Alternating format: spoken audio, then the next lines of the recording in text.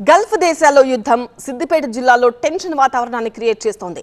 Gulf దేశాల్లో బ్రతుకుదెరువు కోసం వెళ్లి అక్కడ వార్లో చిక్కుకున్న వారి కుటుంబ సభ్యులు ఆందోళన చెందుతున్నారు. తమ వారిని క్షేమంగా తీసుకురావాలని కుటుంబ సభ్యులు ప్రభుత్వాలను కోరుతున్నారు. గల్ఫ్ వార్ భారత్ లో టెన్షన్ పడుతుంది.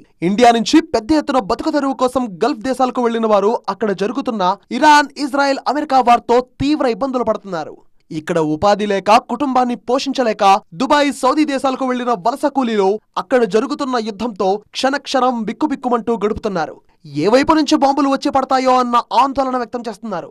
ఇదే సమయంలో గల్ఫ్ దేశాల్లో చిక్కుకున్న తమ వారితో ఫోన్లో మాట్లాడిన వారి కుటుంబ సభ్యులు ఏ క్షణం ఏం జరుగుతుందో అని ఆందోళన వ్యక్తం చేస్తున్నారు. ఇదే సమయంలో టీవీ9 తో వారి బాధను షేర్ చేసుకున్నారు. ఆయన పోయి దాదాపు 7-8 సంవత్సరాలు అవుతుంది. దువకత్తర పోయిండు. బాంబులు పడుతున్నాయి అంటే జాగ్రత్త, రూమ్లోకి వెళ్ళి బయటకు రాకుండా, డ్యూటీకి వెళ్ళకుండా సరే, రూములనే ఉన్నా సరే జాగ్రత్తగా ఉండి సేఫ్గా మళ్ళీ మన ఇంటికి రమ్మని చెప్పేసి.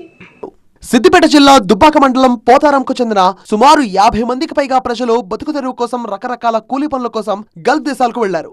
ఇరాన్, ఇజ్రాయెల్ మధ్య యుద్ధంతో పోతారంలో ఉన్న వారి కుటుంబ సభ్యులు ఆందోళన చెందుతున్నారు. పరిస్థితి చక్కబడితే వారిని తిరిగి స్వస్థలానికి తీసుకురావాలని వేడుకుంటున్నారు.